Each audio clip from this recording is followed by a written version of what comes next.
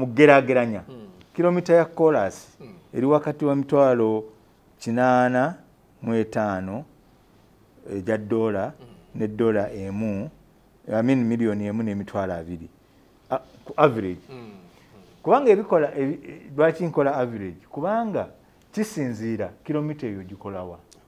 ogikola mu gundi mu lutobazi ogikola ku lukalu ogikola mu lusozi ogikola wa flyover tulina flyovers ejja kutambula bweti waliwo ejja okuva ekibuye egende ebusega ekwate ku expressway kuba ebusega wagenda kutuukirawo expressway endala eva mpigi busega expressway ejja kutuukirawo kati wajja kubayo flyover ng'eva ebusega kibuye negwa wali kati eno gyekolebwa kati egenda kubanga egwa wano ku Shoprite wansi akati ata awo wagenda okuva Jinja Expressway ejja kubanga ekwatagana ne Jinja Expressway eyongereyo abantu naye nga mujja nti baga nti ag'Omuganda gali mu ngalo tebajja kumala gitambulirako bakakase naye phase 1 etambudde tusigaza banga sitono sidene mujja kugiraba nga bagitaddeyo kuba bakyalina okusima wansi balinayo ttano emmotoka ezimu zijja kuba ziyita waggulu endala ziyita wansi n'ab'ebigere n'ababodaboda bonna tulina okuba nga tuba pulaningira negatiddwako General Katumba Wamala ate nga ye minisita ow'ebyentambula mu ggwanga lyattu Uganda bwemba naye tujja kuwayamu bingi naddala ku nsonga y'ebyenguudo entambula okutwaliza awamu mu ggwanga lyattu Uganda waali kamusaba ababuuzeeko nate tulyoke tweyongereyo Jeno nsinza okulaba nange nsinza okubeera wano naawe weewaawo nammwe njagala kusaba bannayuganda abo batulaba obambulizeeko Jeno tulyoke tweyongere abatulaba n'abatuuliriza kambalamuseeko nti muli omuti eyo mbayozoyoza okutuuka ku kujaguza kuno kw'emyaka 59 si mitono okuba nti eggwanga lyaffe lisobodde okutambula ne lituuka ku myaka gino ng'oggyeko era ebizibu ebimu ebyalimu nga ne bw'oba otambula mu bulamu mubaamu omuzungu kyayita ups and downs oyambuka n'okkirira n'obuvu n'obugga byonna bye tuyiseemu Mukama atusobozesezza era tukoze bulungi okuba nti tukyaliwo abamu tukyaliwo Jeno oli bulungi ndi bulungi twaliza awamu Jeno onakko olwaleero ekindeese okubanga nnyumyamu naawe y'ensonga y'emyaka 59 gino nga twagala tukube tooki tulabe ministry gy'otwala ey'ebyentambula etambudde etya okutwaliza wamu okuviira ddala 1962 mpaka we tuli wano tutambudde tutya generally okutwaliza wamu mu nsonga y'ebyentambula mu ggwanga lyattu Uganda. Webale nnyo okutwaliza awamu ndoza tutambudde bulungi newankubadde nga ministry yange ebitundu department ezimu oba ebitongole ebimu byafunamu okutaataaganyizibwa naye nga nsuubira tutambudde bulungi. Njagala okukuwa kyakulabirako ekimu mu 1962 twalina kilomita za chorus 679 ze kilomita eza chorus zali mu ggwanga lyonna bwe twogerera kati tuli kumpi mu kilomita 600 okuva mu 600 tuli mu 600 naye nga okuva mu 1986 okutuuka kati twongeddeko kilomita 1407 zesinga obungi kale ekyo kyakulabirako ekikulaga nti waliwo okugenda mu maaso naddala mu byanguudo tikakati olwaleero osobola okuvuga nova ku booda emu eya Uganda n'otuuka ku booda endala ng'otambulira ku chorus nja kukuwa ekyokulabirako osobola okuva e Busia n'ovuga n'otuuka e Lamia booda yaffe ne Congo ng'oyise bundi bujo ng'oli ku chorus osobola okuva e Legu ku booda ya Uganda ne Sudan n'otuuka e Kyanika ekisolo ng'oli ku booda yaffe ne Rwanda ng'oli ku koolaasi osobola okuvuga n'ova e Malaba n'otuuka e Katuna ku booda yaffe ne Rwanda ng'oli ku koolaasi kati olaba nti mu by'enguudo ezo ze tuyita class A roads masanjala naye nga eziva ku booda ogenda ku booda awo tutambudde bulungi tukyalina okusoomoozebwa mu zino ez'omunda naye nga ate nazo tugezezzaako okwanaganya ebitundu kati oyinza ankwekyo okulabirako edda bagamba nga Karamojja nga buli omu amanyi nti Karamojja ako katundu kali eyo era waliwo ne gavumenti yaga nti abakalamojja oba tebaagala kukulaakulana basigaleyo balitusanga kati nga tuli alowooza nakulowooza nti oluguudo Kalamojja olwa koolaasi lwetaagisa kyoka kati ovuga n'ova wano n'otuuka e Moroto ng'oli ku koolaasi ate era tugenda lutuusa Lokitanyala ku booda yaffe ne Kenya ng'oli ku koolaasi so okutwaliza awamu enguudo naddala zimwasanjala oba booda ku booda zo zisobodde okuba nga zikolebwa bino bye tulaba okusinga naddala buli enkuba lwetonya ennyo mu bitundu eby'enjawulo ne tulaba nga amakubo gasazeeko amazzi nga gasazeeko amakubo biva ku ki kaakati ebyo birina ebintu bingi kubanga enkuba yakatandika okutonya mu Uganda nedda n'okuva edda enkuba yali ekola ki etonya naye kati tulina obunafu obwajjawo nti abantu tetukyakola bintu ebyo byali bituyamba okutangira amataba ago oba n'okukulukuta kw'amazzi n'ettaka byali biki edda nga mu buli nnimiro nga tulinamu ensalusalu era nga zatteeka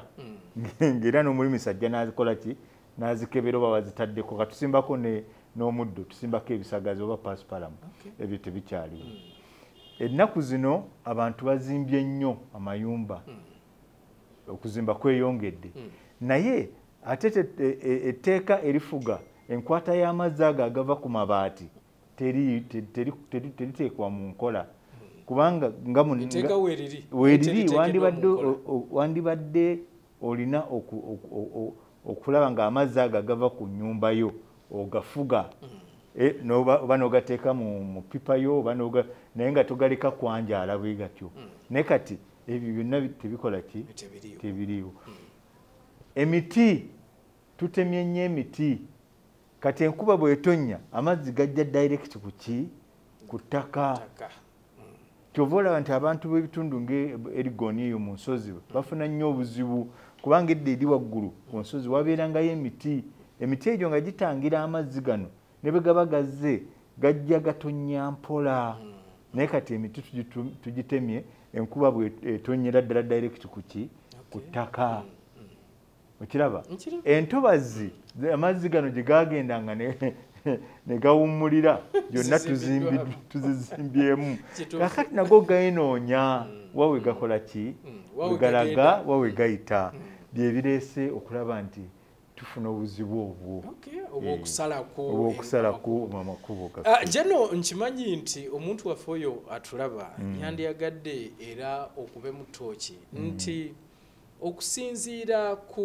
kilomita z'otugambye ziri kakaaga tuli mu kakaaga ne mu myaka gye tulimu 59 nti awo we twandibadde ne bw'oba otunuulidde essente eziteekebwa mu minisitule eno kubanga bangi ffenna tukimanyi nti embalirira bw'esomebwa ddala minisitule eno y'emu ku ezo ezifunira ddala essente nnyingi ekibuuzo kirungi nnyo naye sooka weebuuze nti minisitule eno yatandika ddi okufuna ssente ezo okusobola okukola bye tukoze njagala otunula emabega nga tetwerabira gye tuyise nti okuva mu 86 okutuusa kumpi mu 2021 gavumenti ebadde erina ebigikotte ebirala kumpi 26 nti priority oba gavumenti yali etunuulidde okusinga mu biseera ebyo yali security ya ggwanga okimanyi nti okuva 86 kumpi okutuuka 2026 gavumenti ebadde mu ntalo ono Lakwena ono Konyi ono Kero onani ono Force Obote back ono gundi anono litongwa ono ADF lakwena twegamba eggwanga lyaffe libadde muki mu ntalo kakati nga toyinza genda kukola nguudo ng'omuntu bwe mu north akyasula bweru olina okumanya ki ekisooka kati ekyali kisooka ekiseera ekyali ekikulu ebiseera ebyo kuzzaawo security kati security twalina okuzimba system institution ey'eggye tugizimbe likole ki liddewo lisobole okuba ne security y'eggwanga ligikwata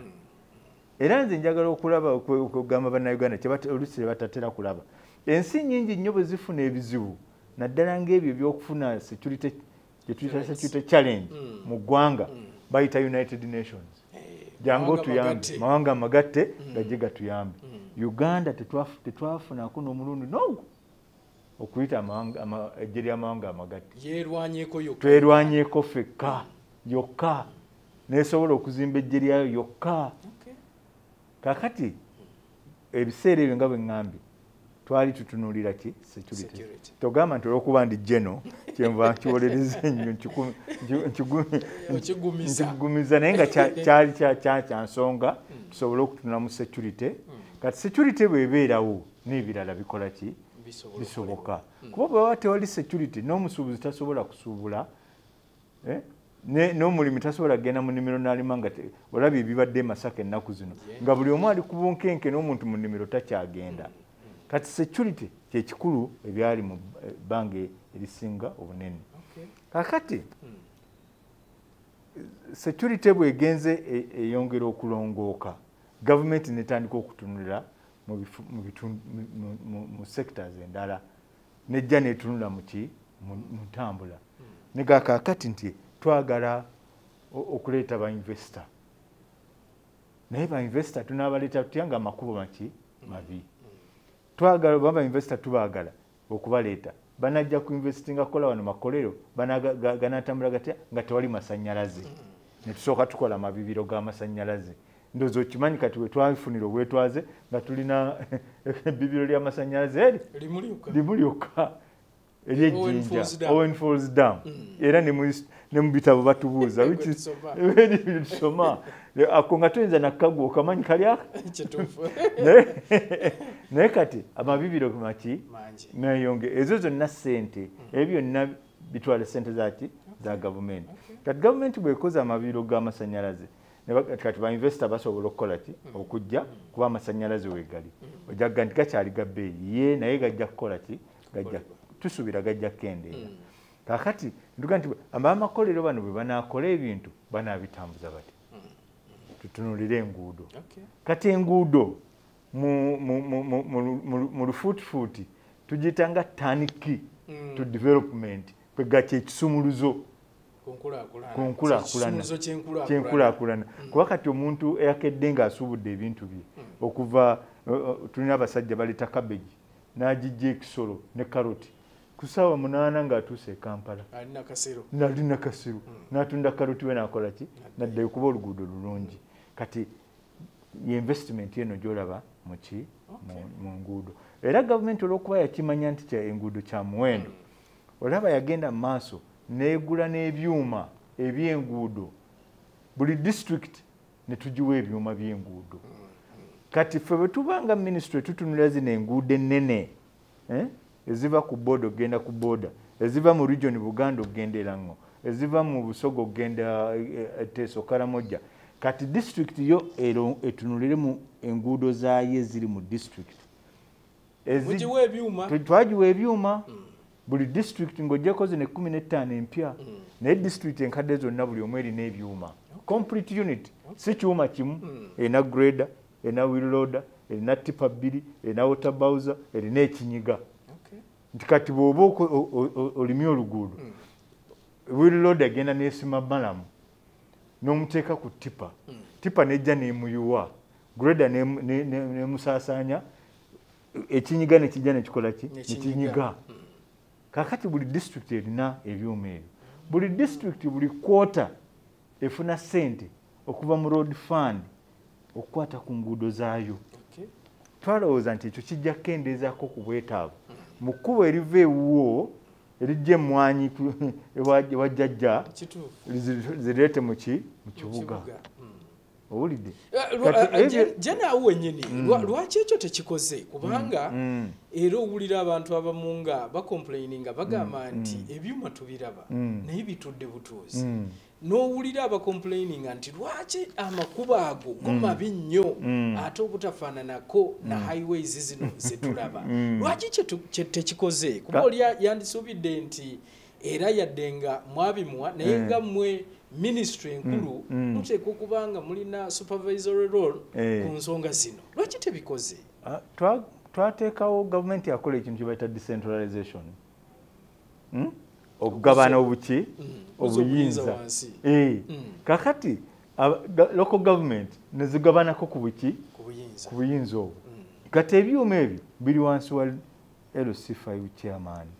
owa district ekirungi nti buli district erinayo omukiise wa president RDC omulimu gwe kulondoola ki programu za gavumenti n'emirimu bwe gikolebwa ekyomukisa omulungi nti etteeka liragira memba wa parliament buli memba wa parliament ali kakiiko aka district land committee era nze oluusi neewuunya bamemba ba parliament bwe bajja mu parliament n'acomplaining akaguudo akali ewuwo akatono rubi ate nga ali ku district road committee kakati ojja kunga nti sente tezimala zetubaweereza teri sente zimala naffe zennyini ze batuwa ku central tezikola ki tezimala naye kye balina okukola kwe kutuula wansi leero tukoze luguudo ki tulukole bulungi tuleme kuluddako ate ki kwoteddako kakati eyo buvunaanyizibwa bwaki LC5 chairman member ba parliament betusuubira bo okuba nti batunulira muki mu nsonga ze akati ffe ne tusigala kukola ki ffe tuwa technical advice design y'oluguudo enakubeera bwe waliwo ebimu district betesobola kukola nga entindo ezo entindo ffe tulina ozikola kubanga bo tebalina technical know-how tebalina bumanyirivu busobozi obwo ne sente oluusi zikola olutindo ziba nnyingi kati ezo ffe tuzikola kakati ojja kwesanga nti waliwo connection oba oluguudo oluva ewakiso okugatta ku mukono kakati oluba ku district na district buli omu aba atunuulira munne wewakiso ajja kutunulira mukono ajja kutunulira wakiso kakati olwo ffe tulukola ne tugatta districts ezo naye buno obuli munda mu district kilomita emu kitundu kilomita 2 district yerina obukola weewaawo atulaba omulungi tukyali ffenna tuli ne General Katumba Wamala minisita ow'ebyentambula gwe tugenda maaso n'okubanga tuwayamu naye ku lunaku luno olw'ameefuga gaffe ag'omulundi ogwa59 General waliwo ensonga enkulu erudde era ojja tubuulira mu myaka gino 59 lwakiri bwe kityo nti kilomita ya Uganda yesinga okubeera yemu ku ezo ezisinga okubeera expensive mu kukola oluguudo kino kiwuliddwa ebbanga ddene simanyi oba kituufu oba kikyamu naye mbiwulira mu palamenti mbiwulira wanze sikolanga ku luguudo simanyi kilomita etwala sente mmeka yaba tugamba nti Uganda wano ffe bamu kwabo abalina kilomita ekolebwa oluguudo ngeri too expensive ekirungi mu bannamawulire munoonyereza ate ennaku zino tekinologi yagonza ebintu Mr. Google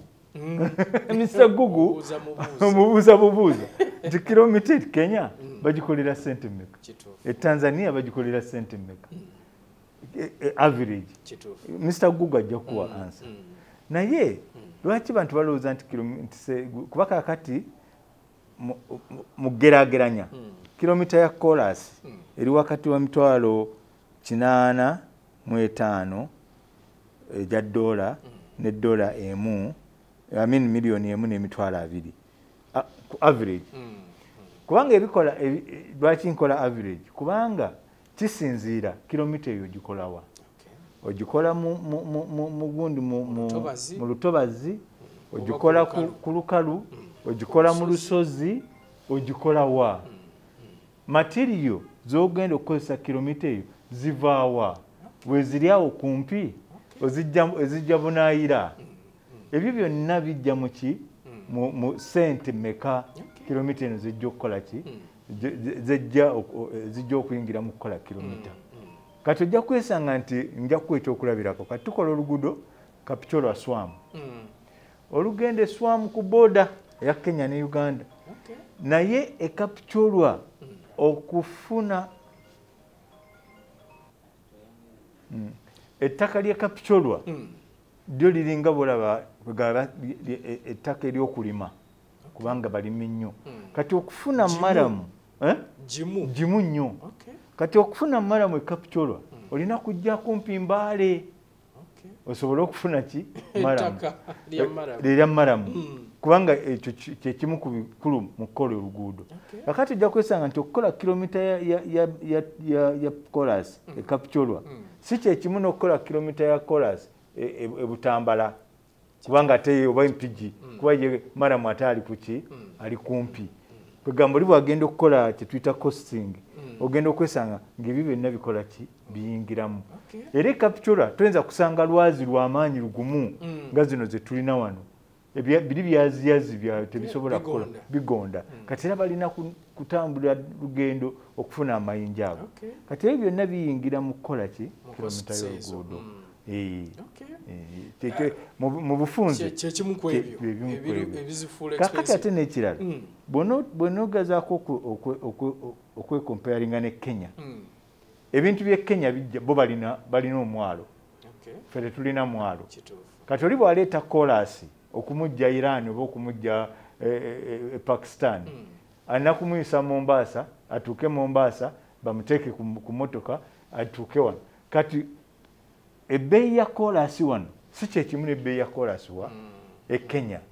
okiraba walijja kuba cheap walijja kuba expensive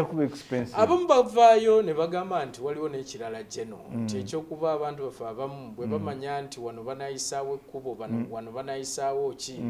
nti abagagga muno mu Uganda bamanyi okugula ebitundu ebyo simanya ani abatemyako ne bamanya nti ne bagula nti bwe mutuuka oconstructing oluguudo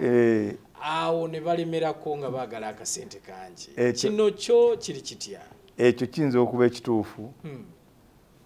kubanga munenge baga nti omulya mmere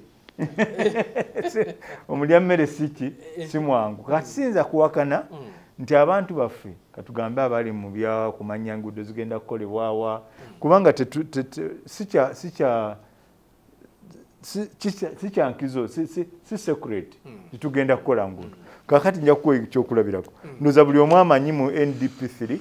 okuva mu National Development Plan nguudo ki ezigenda okukolebwa mu myaka 5 egiddako abantu bamanyi kakati siyinza kuwakana nti abo abakola design oba bwe bagenda bayitamu bati oli olubalaba nti ukola kiwana nti akakondo koteekawo kaki nti tugenda kukola luguudo oli naaga nti kanjira kangule wano kantekemu akasente bwe banagendera okujja nga neeramula ekyo nakyo weekiri etteeka ly'ettaka wano nalyo lirina ekizibu kubanga ligamba nti omuntu talina kugibwako ttaka lye okutuusa ngo amatidde mu nsasula owulidde sigamba nti nga asasuddwa mulimu n'akaga nti ng'amatidde onsasudde naye nina okumatira sente zompadde zimatiza mwekyo kakati ako ke kawaayiro ke twali tusaba bakyuseemu nti bwebanga projekiti ya ggwanga oluguudo kati teruyamba Katumba nzekka teruyamba gwewe kati luyamba community kakati Katumba bwemba nina akataka kange oluguudo bwe luyita ne bampa miliyoni 10 nga nze mbadde njagala miliyoni 3 gavumenti eddire miliyoni zino 10 eziteeke mu kooti kati gwe Katumba ogende mu kooti weekubira enduulu ti gavumenti ensasudde obusente butono kooti bw'eneesalawo ti Katumba ogwana miliyoni 3 oba 3.5 gavumenti eyongereko ku sente zino zeyateeka mu ki ziwera 3 naye nga projekiti togiremesezza ng'egenda mu maaso kubanga ebyapa obirina nabiki kati olwonze nga mbeera wakubanga bw'okyogera bw'otyo Jeno nti nze nali njagala 3 nsuubira 3 ago bw'onaamenya ennyumba yange nja kusobola okugenda ewalala kaakati zigenze mu kkooti eziri mu kkooti nga nze omenye mugenda mu maaso nze nga mbeera wane kati abo osalirawo okwate 10 obodde mu kuwoza nga projekiti ya gavumenti eno etambudde kubanga lwansonga nti oluusi projekiti zino zetukola nyingi ziri ku sente neewole kati ate budi omala okussa omukono ku ndagaano gwewozeeko sente yaaba abala interest okiraba gye mukoma okulwawo okumaliriza omulimu ne interest gyekoma okukola ki kati kyekiriere ekiddayo kugamba nti kilomita yaffe eri expensive okiraba kubanga kati bwoba omusajja alina okuteekamu interest ng'amanyi nti mujja mulemesa okukola omulimu amangu of course bw'ogenda okubalirira kilomita enakuba ya bbeeyi awalala kiri kitya kakati awalala bw'ogenda nga mu nsinga zi Tanzania ettaka lya gavumenti bw'ogenda nga mu nsinga Ethiopia ettaka lya gavumenti bwe baga nti project eyita wano bakuwa myezi obendi tujja kusengulawo ne bakuwayo kye bakuwayo ne weeyiya ekyo kireeta enkulaakulana mu kitundu kitegeeza ffe demokrasiya mungi Jeno nga tuva ku nsonga eno ey'enguudo siyinza genda nga soogeddeeko Kampala simanyi oba naye era bw'oli nti gwe minisita ow'ebyenguudo oba transport siyinza butakubuuza ku nsonga eno bannayuganda bangi batunuulira Kampala nga enguudo embi ennyo kyekigenda mu maaso Jeno lwaki Kampala alabika bw'atyo ng'ate munnayuganda yandisuubidde kuba oli yeewuunya nti ogenda n'olaba oluguudo nga mutambulirako nga lulungi naye bw'otuuka mu kibuga n'otandika okuba ebinnya kyekiganye mu kibuga Kampala kati atuddeyo ku kiri kye twagambye bw'oba opulaninga olina ebyosooka kati twasooka okuconnectinga eggwanga booda ku booda kane tuconnectinga region ku region kakati ebisigadde zezino enguudo zetugenda okukola mu bitundu mu kibuga Kampala muki kubanga ziri ennene zikoze eki zetugenda zikola maintenance kubanga tuziddaabiriza buli kiseera kati Kampala ensonga nyingi enguudo z'omu Kampala zaakolwa nga emmotoka ziri mu mmeka wezakolebwa mugyenkaaga egyo ng'omanyi n'okumanya nti emmotoka ya mukulu mpanga ye yayiseewo eya meeya omanyi nti eya mukulu kiva e Bulaaya yahama yegundi ye Peugeot 504 yeyiseewo enguudo ezo bwe zaakolebwa kaakati zibadde teziddwangamu kukola ki kolebwa kati zaakolebwa nga mu kibuga muyinza okuba nga temuweramu na mmotoka 10,000 kati buli lunaku kumpi mulimu 40,000 egy'emmotoka ng'oggyeko bodaboda n'ebirala kakati ojja kuwesa nti enguudo ezo bambi ne bwankubadde sebo tezikyasobola gundi kapasite yaazo tekyasobola mmotoka ezo kati zirina kuddamu kukolebwa naye kati kyebaga nti wokoleza liwolumira ku lyogenda okukoza kati ogenda ne weebuuza twandisoose gana amakubo ag'omu gundi Kampala munda tukole Kololo namuno bwe buti nga tetunakola Northern bypass atwala byamaguzi okiraba nga tetunakola kkubo ly'e Masaka Katuna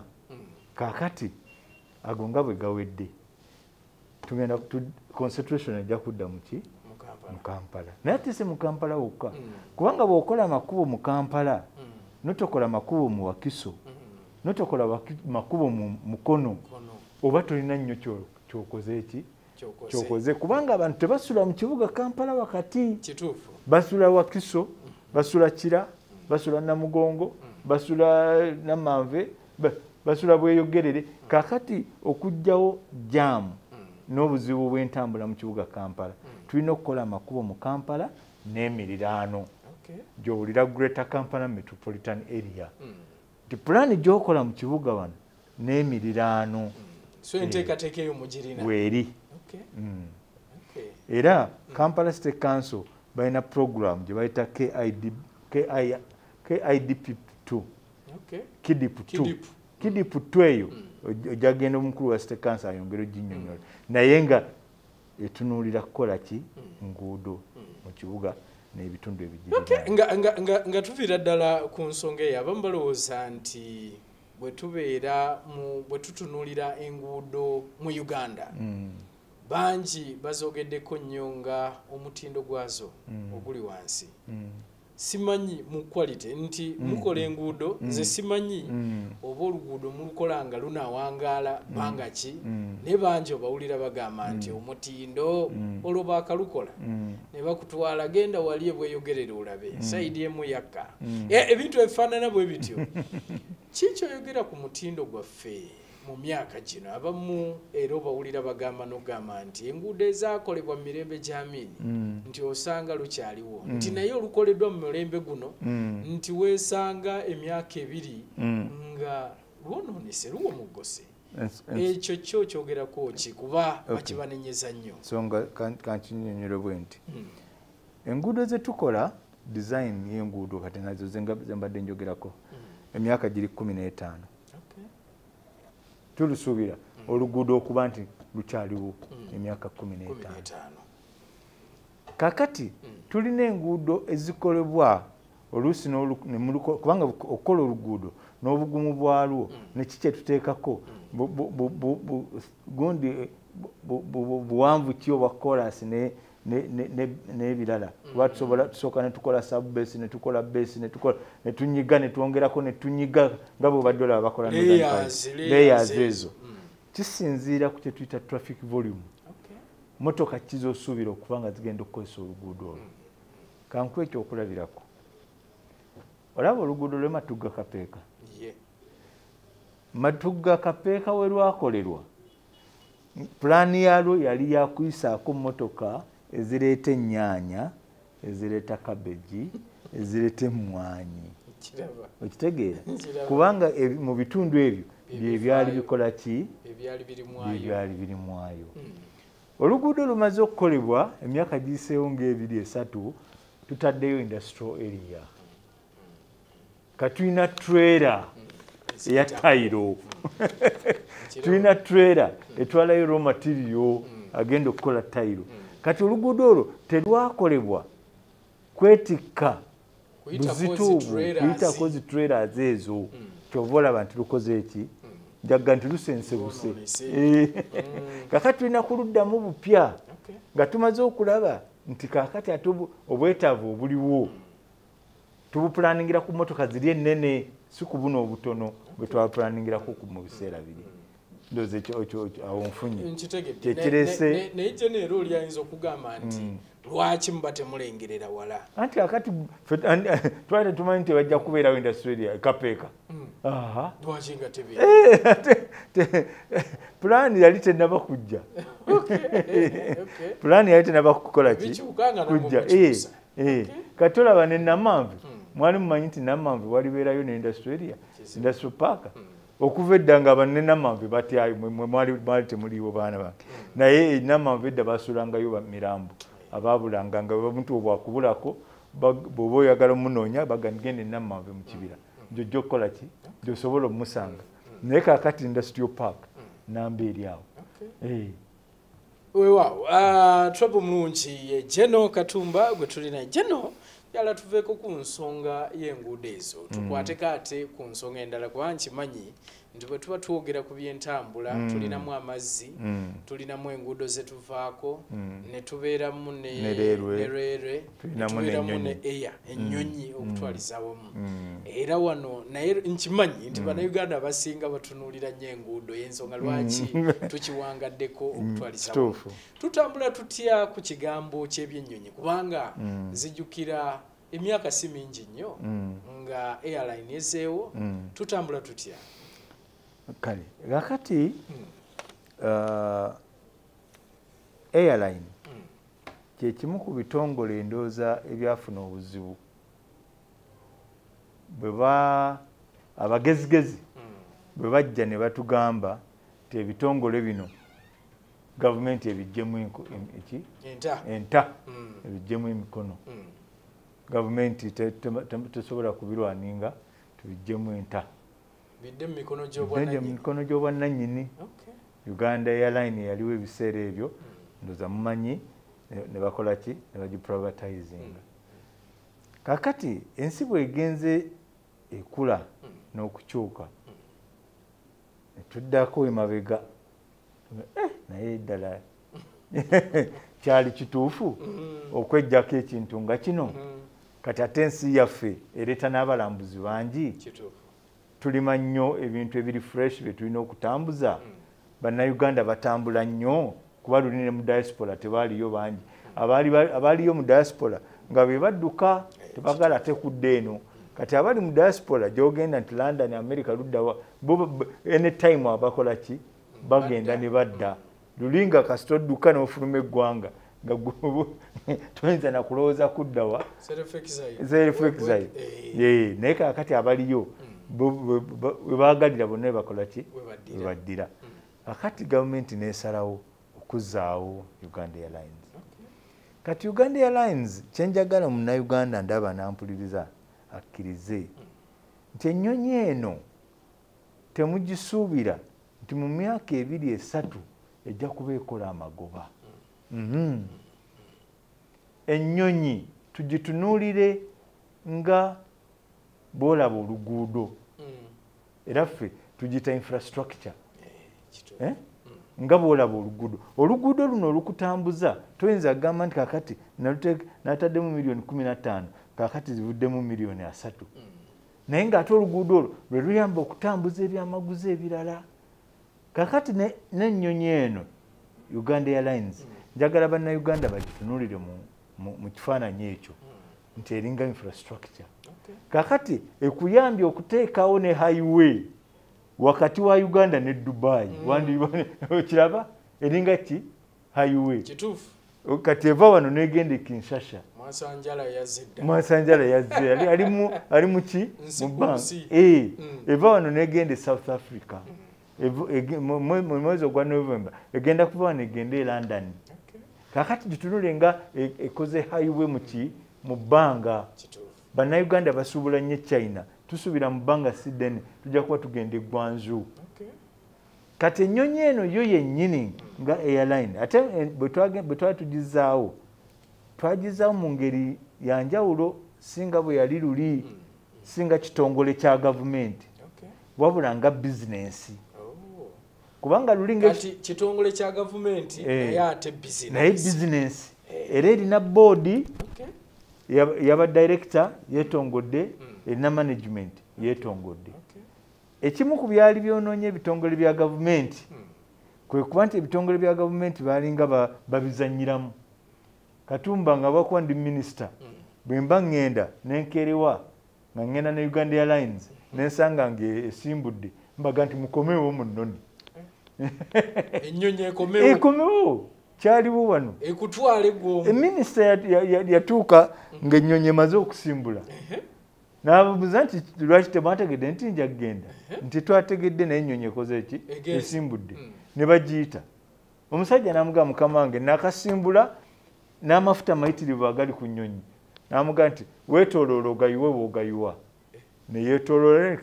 nakasongola na discharging amafuta n'akomawo n'alandinga ne batikka omukulu n'agenda. kakati tebereza sente ezo zonna ezaafa mu mafuta tebereza abantu abaali batambulidde ku nnyonyi okwo ebizibu bye baafuna osanga bamu bamisiga ne connecting flight ze baali bagendako. Naye kati eno eyaffe kobeere minisita bw'oba tosasudde tojja kukola ki togirinnya era waliwo bakugambira tiketi eriwa bwe bateriiwo sinsasule togirinnya. Yadde ministry endala teziyinza kusaba bbanja mu Uganda Airlines olina kusasula sasula genda kakati bwe tulowooza nti awejja kutambula bulungi mu ngeri eyo kati kyetwava tukola ki tugizaawo era tusuubira nti Uganda Airline ejja kuyamba nnyo ministries endala ng'ey'obulambuzi tourism kuba tufuna abalambuzi bangi naye badde bakaluubirirwa n'ayita Kenya n'amalayo essaawa 5 connection tejja n'ayita Dar es Salaam n'amala connection teriiwo naye kati wano mangu okitegedde ate ejja kukendezaako ni kubanga kasookedde tujja Uganda Airlines etandika kukola n'ebbeeyi ya tiketi wakati wano ne Kenya ne Nairobi yakkira ddala leero mbadde mpulira ku makya omwana nga ayita bannayuganda okugenda e Dubai dola 389 simanyi 389 ogenda e Dubai n'okomawo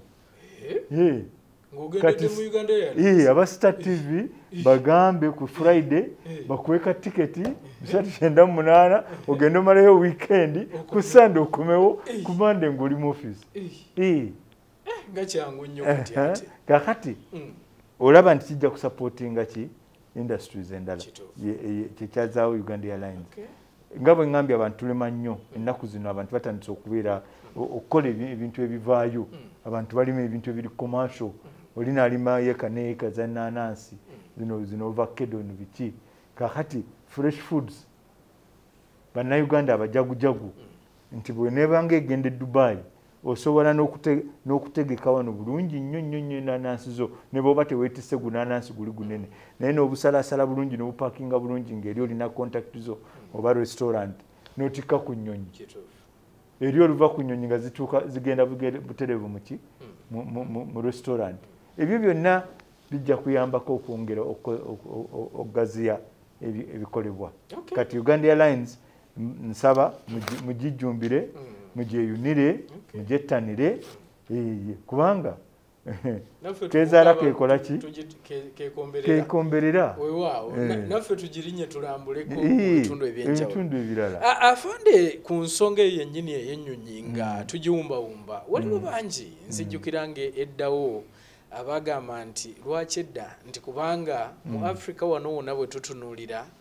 tewali nsi ekoze magoba mu kigambo kya nnyonyi in fact nga batulaga Ethiopia yokka nti yegezezaako nti naye ensi endala zonna nti tezisobodde kukola how sure are we nti ffe ddala tunaasobola okusustaininga ennyonyi yaffe nesobola okubanga n'amagoba gakola anti kyenkugambye kiri tosooka kutunulira nnyo ki yo nga Uganda Airlines nti ekola amagoba naye esupporting the industries sectors endala kyenkugambye kati etaddewo highway okuva wano ogenda Gwanju kati sector ya trade so totunulira magoba yo gekola tunulira ebirala byesupporting tunulira ebirala byekola ki byesupporting nti kati omuntu abadde atwala kilo y'enanansi maybe nga agitwalira ku $3 okutuuka e Dubai ng'akozeseza Kenya Airways oba Emirates kati ajja kusobola ogitwalira ku $2 mu Uganda Airlines kati ekyo kyoba otunuulira okusinga kale tweyanze gafande ku nsonga eyo eya Uganda Airlines njagala tugendeko ku buli kimu at least tugendeko ku mazzi naye njagala tutandikire ku Lere kuba bangi naye eriko bingi nzijjukira bulungi nnyo nga tutandika standard gauge railway bangi bajogeddeko nnyo kati ate nga ngoba n'abantu abeesenza ku Lere gwobali bize tubali bize ensonga eno yo eri etya kuba eya Lere nga tonnagenda kuba n'obwogoba naye ku transport yennyini eya Lere kuba tukimanyi bulungi nti bangi era boogera nti ensi ezisinga zonna bino bye tulaba ebyajjaamu ebyaki nti ensi ezisinga zikozesa Lere okusobola okwizinga transport naye Uganda Lere eringa ekyagaana kakati kankuzeeyo ku kiri kye nagambye titwagenda nituyingira mu kitimba ky'abagezigezi abatugamba nti gavumenti yejjeko kati ne leero eyo ne tugenda tusalawo nti bagikole privatization ne bagiwa kye bayita concession ne banoonya ne bawaliwo company bagitanga LVR oba mwagiwulirako ne bagiwa concession ya myaka 10 oba 15 naye mu kulowooza mu ndowooza balowooza nti ejja kwongera okusitula omutindo gwaki gwa leerwe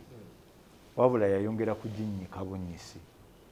kuba tugenda okugijjayo mu mikono gyayo nga n'akatono kumpi akaali kasigaddemu baagala kanyonyonta kamalamu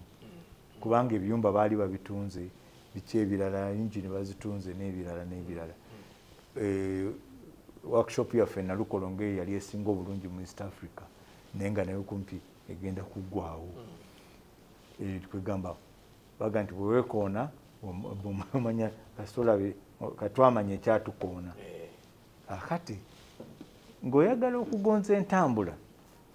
entambula ezisinga okuba ez'ebbeeyi entono mazzi leerwe luguudo n'ennyonyi kakati bw'olaba entambula y'ebyamaguzi byaffe kati tukaluubirirwa nnyo kubanga konteina eya fuuti 2 okugijja Mombasa ogituuse Kampala ndoozi eri mu $375 bwe ziba tezigenze mu 10 kati naye ng'ate njitadde ku train ejja kuba mu $21,000 kyokka kati transport eno bw'ebanga eri waggulu naawe ajja okugenda oggula ettaayi wali ew'omusuubuzi agireese okuva e China ebbeeyi ejja kubeera ki bw'ebanga ng'ebbeeyi ya wansi eya transport n'ebbeeyi gy'ogula ettaayi ejja kuba ya wansi bweba ya waggulu n'ettaayi ejja kuba mu bbeeyi yaki ya waggulu kati gavumenti n'ekiraba nti tulina okusalawo bwe tugamba okusigala nga tuleeta ebyamaguzi ku luguudo then tuteekwa okwongera ssente nnyingi nnyo mu kuddukanya enguudo kubanga zirina okubanga kyekiri kyewadde ombuuza nti ebweyogerere sayidi emu esse sayidi emu te lwaki kubanga ebyamaguzi ebijja mu Uganda n'ebiyitamu obuyisi ebigenda e Rwanda ne Congo n'awalala biyitirivu kakati ng'enguudo zino tezikyasobola kukola ki kubanga zituyamba mu ngeri eyo olaba wano juzi mu corona ojjukira ensonga z'aba truck driver nga zaafuuka truck driver n'afuuka truck driver nga babasi senga leerwe yaffe yali ekola leerwe ey'abantu evugwa abantu ababiri ereeta bikonteina eby'emmotoka kumpi 45 okiraba nga mulimu abantu babiri baba babiri kakati ntusalawo tuzeewo ki leerwe era kati gemaanyi ge tutaddewo mu kugizaamu twagala okuddaabiriza layini yennyini tugize bujja layini ezimu mwazirya kati mwazibba mudda mwazibba olaba Kampala Kasese kakati omuntu nga mmwe atalaba oyinza oga nti tewali train naye nga yaliwo ng'eva wano negenda e Kasese layini yonna bo tebajjamu bujja siripa ne layini yonna ne bakola ki ne bagijjawo kakati tulina okuzzaawo leero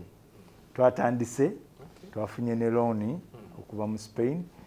tugenda n'okufuna looni okuva mu African Development Bank twafunye ne ssente era okuva mu central government twamaze n'okugulayo engine empya 4 zaamala okutuuka naye kati tusobola zitambuliza ku layini eno nga tetunagiddaabiriza kubanga zuza amaanyi nnyo bwe tunaaba tumaze okuddaabiriza layini eno okuva emalaba kitwalire essaawa 16 kati okutuuka wano bwe tunaaba tutaddeko zino engine empya kitutwalira essaawa 6 kakati leerwe naye eri mu kuddaabirizibwa ate leerwe yuka tugiddaabiriza nga tugigatta n'amazzi tulina emmeeri zaffe ozimanyi zikaawa zipamba Kabalega yagwa mu mazzi naye izo n'ebbiri weeziri pamba twamaze ogiddaabiriza kati eringa mpya kaawa ekola kakati amafuta agasinga obungi kati tugaleeta na mmeeri okuva e Kisumu ne gajja wano train negasika netwala ejjinja negatwala ne mu dipo endala. So kati mbigasse tubigasse mukola ku mazzi mukola ne kubanga emmeeri eyo emu ebyana byereeta ebyamafuta byenkanankana ne trailer z'amafuta 45 emmeeri emu. Bwe tuba tutunuulira ku nsonga eno eya train katono nnyo njagala kugiddakoko tubeere nga nayo tugiwumbawumba kubanga bangi abazitunuulira oli bwe babiraba kati nga bitambula ku kkubo wano nga biyitawo ku rail reserve abamu bagamba naye ebintu bino binaalongooka kuba babiraba balabira ddala nga bikyali bya kutwala kago kutwala bintu so si kutwala bantu kutwaliza awamu nti ebweru gye tulaba at least tulaba cable trains ng'olaba nga train ziri ze tulaba nongooseemu okutwaliza awamu kyenno ne bw'ogamba nti nze bwe nagenze e Bulaaya natambulidde mu train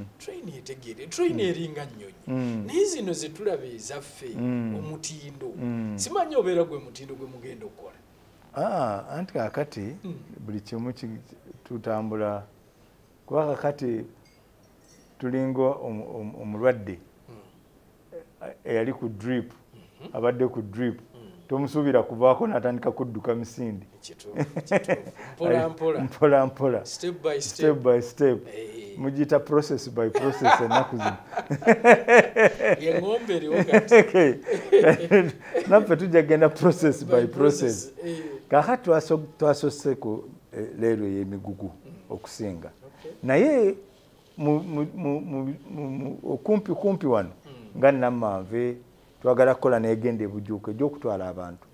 n'ebyumba twamaze obiddaabiriza ebirungi abantu mwe bajja okutuula basobole okutambula naye nga ziri ezo zoyogerako ze electric train ne trams ezo tetunaba kubanga bali tusobola nakukola ezo nga tulina masanyalaze olina okubeera n'amasanyalaze nga tegavaako nga tegaliiko kakati tulina okubeera n'amasanyalaze nga amasanyalaze muzungu kyebayita gali reliable tegavaako full time osobole okuddukanya training eyo gyoyogerako eri London kati era ne standard gauge gye tusuubira okukola era nayo eddukanyizibwa amasanyalaze eyaffe eye Kenya ya diesel eyaffe ffe twagala kukola ya masanyalaze era gauge rail gyoyogerako bagamba nga tudireeyise masanyalaze sente mulimu ensonga endala nti project eyo yali mu kujja yajjanga project ya region yonna si Uganda yokka ngeno Kenya erina okukola egwayo naffe ne tukola ebyaffe ne tutwala e Rwanda ne tutwala ne South Sudan kakati process eyo ekyatambula Kenya yakolako kye yakola ekyalina weekomye kuba Kenya alina okutuuka e Malaba ng'eva e Mombasa ng'ejja n'etuuka e Malaba kati ffe tukwatira awo okuva e Malaba twongereyo ku boda y'e Rwanda ne boda ya South Sudan. So process ekyaliwo kyagenda kakati kyetuliko kulaba nti kubanga ekitali ku ttaka liri kye tubadde twogerako ekyoluguudo nti ojja kutuuka wano Katumba nga alemedde mu kapuloti ke ate osooka oyimirize yoyo bwe tuliba tugikola olina bw'oba okola rail yaayo ye erina kubanga eri continuous temuli kuyimirira kubanga tuyinza kugaa nti ate wano mbuuseewo kanjira nkola wali Katumba bw'ali erowooza ndidda nenkola wano kakati tukyagula ttaka mu kye bayita corridor kubanga yo ate eno standard gauge ne weyita wagaze okusinga eno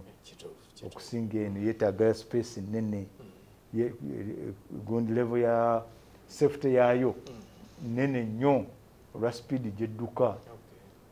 ebyetaagisa byayo birala nnyo tebiringa bino ojja kwesanga nti yo tulina ogisitula kumpi ebanga eri mu bbanga ga tugitindira nnyo. Then ensonga eno ey'abantu kuba ndabye bangi be mwagala okubanga musengula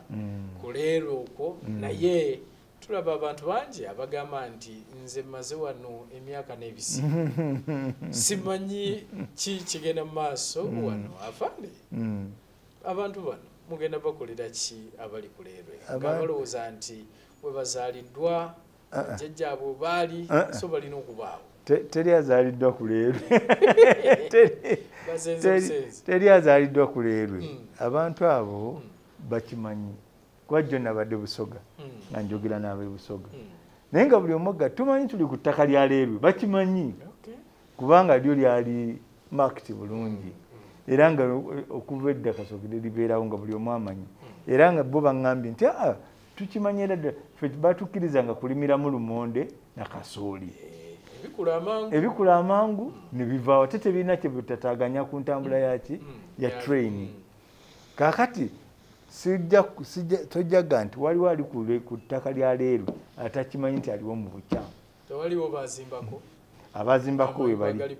abazimbako kwebali ate nga n'abamu bakulembeze nga bazimbako amayumba gaki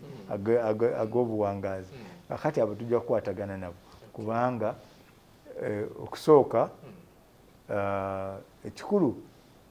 tukyalimu tugenda twogera nnyo nabo n'abantu tetubagobaganya bubi tugenda twogeraganya nabo bulungi kubanga line eyo tugenda gidaabiriza mu phases tulina phase 1 phase 1 tukugamba bw'obanga ddala ozitoowereddwa tulina woolaga tuwe fuuti 5 okuva ku layini yaffe bw'onooba mu fuuti 5 okuva ku layini yaffe tujja kusobola okukola mu phase esooka naye ng'era okimanyi nti tujja kukola ki ttaka lyaffe kubanga siriryo kubanga kyetuyita kolido eya leerwe eno ziba fuuti 10 ku one side ne fuuti 10 ze mita 3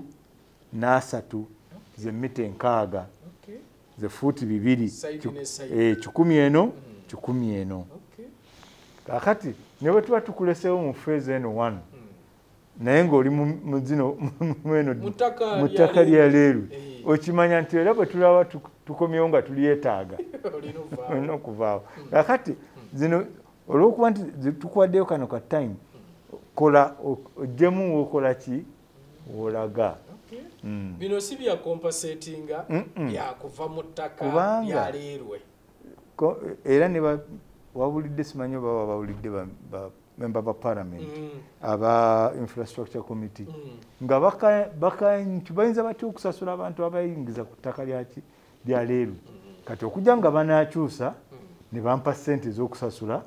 nja kusasula entambula y'oku mazzi naye egenda erongooka nze bwe nakulira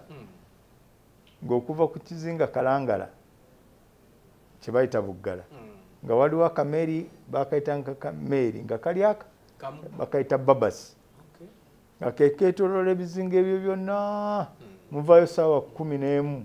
e Kalangala ne mutuuka e Luzira ssaawa 1 ey'ekiro 11 ku makya ne mutuuka ssaawa 1 ey'ekiro lunaku lulamba naye kati omuntu asobola okukeera ku makya wano n'agenda e Kalangala n'akola byakola olw'eggulo n'akomawo kuba kaakati e Masaka tulinawo ebidyeri ebisala buli ddakiika 3 bisaza abantu okuva sayidi y'e Masaka okudda ku kizinga wano waliwo kati emmeeri eva wano Nakiwogo MV Kalangala n'egenda e Ssese ab'Ekkoome tubakolera ekidyeri era nakyo kiri kumpi kuggwa kiri awo ku Port Bell tugezaako kiteeka wamu tusobole okutwala abagenda Ekkoome okuggyako ab'Ekyamuswa be tukyanoonyeza entambula emmeeri tebalina ab'Ebuvuma balina ekidyeri kirungi nnyo twakakibawa kipya ab'Essigulu abo baali tebamanyi nti nabo balisobola okutambulako nga beegolodde nabo balina emmeeri nnene nnyo yemu ku bisinga obulungi kati n'ebizinga nabyo tugenda kati bw'olaba bano abali ku Lake Kyoga awo basala mangu nnyo ebidyeri bingi ebisala awo Namasaale Zengebe Namasaale awo weebiri kati mpozi ekikyabulawo abali ku Lake Albert awo bwe tukyayiyiza entambula nabo security ku mazzi kuba bangi mpulira nayo bagikaaba ekirungi kati UPDF Marine ne Uganda Police nabo bafuna amaato agakola patrol gabeerako. Then ensonga ya Mijingo sijja kuva ku mazzi kuno nga sijogeddeeko kubanga nayo yali okwo nga mpulira nayo efuuse ensonga. Mijingo ndowooza ebyo byatereera naye tomanya byali birwanyisa ebyo abantu Mijingo. Sina kizinga Mijingo. Byennyanja omanyawo ku kizinga ekyo ebyennyanja ebisingayo bizaalira kaakati okubifuna kyangu kati ebyali birwanyisa byali byennyanja si lwazi kuba Mijingo lwazi kali bwe kati naye ebyennyanja ebiri awo. So transport ku mazzi nayo tugikutteko tusenvudde okusinziira bwe twali myaka 5 kati tulina n'amaato ag'obwannannyini ge tuwa license nga waliwo Vanessa, waliwo abalina zi hoteri Kalangala ba Boulevard nabo baleese eryato lyabwe eddungi kwegamba nago kati gakola. Nga tumbawumba mu myaka 59 gino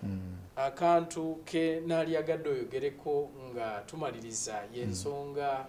ya flyovers mu Kampala wano kubanga ze zimu ku ezo bannayuganda ze balindiridde ebbanga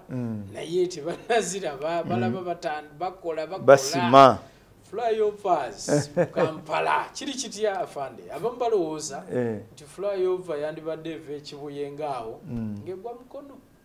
flyover yalibadde eva nti awe ebintu byali badde birungi bitambula bitya ebya flyover tulina flyovers ejja kutambula bweti waliwo ejja okuva ekibuye egende ebusega ekwate ku expressway kuba ebusega wagenda kutuukirawo expressway endala eva Mpigi Busega expressway ejja kutuukirawo kati wajja kubayo flyover ng'eva ebusega kibuye negwa wali kati eno gyekolebwa kati egenda kuba ng'egwa wano ku Shoprite wansi akati ate awo wagenda okuva Jinja expressway ejja kuba ng'ekwatagana ne Jinja expressway eyongereyo abantu naye nga mujja nti baga nti ag'Omuganda gali mu ngalo tebajja kumala gitambulirako bakakase naye phase 1 etambudde tusigaza banga sitono sidene mujja kugiraba nga bagitaddeyo kuba bakyalina okusima wansi balinayo ttano emmotoka ezimu zijja kuba ziyita waggulu endala ziyita wansi n'ab'ebigere n'ababodaboda bonna tulina okuba nga tubapulaningira. Tweyanziza afande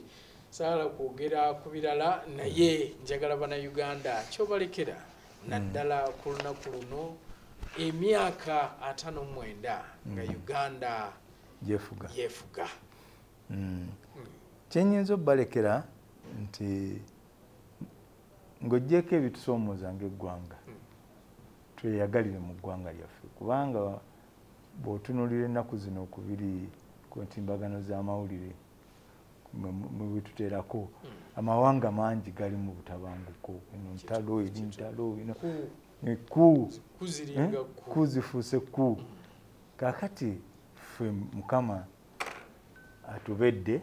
ne tuba nga tukyalina emirembe gyaffe. Of course abamu bagamba tunaalya mirembe naye ekyo osobola okibuuza kati nga weegiri naye nga bw'ogamba omusajja Afghanistan n'omubuuza nti onoolya mirembe akulaba ng'oba mukudaalira. Kaakati nze kyenandisaba bannayuganda tukuume nnyo emirembe gye tulina tugezeeko nnyo okulaba program gavumenti zeereeta ntituzenyigiramu twejje mu bwavu. Teri gavumenti egenda kugaba ssente kutuwa ssente buli omu okulooza ti gavumenti erina okutuwa. Gavumenti tezigaba ssente, gavumenti eteekawo mbeera ekusobozesa okukola. N'olwekyo bannayuganda tujjumbire nnyo okukola kubanga buli omu ssente akola nkole n'abo be twegomba abali ebweru ssente bazikola bukozi. N'olwekyo nga tulina emirembe nga tujaguza emyaka gye 59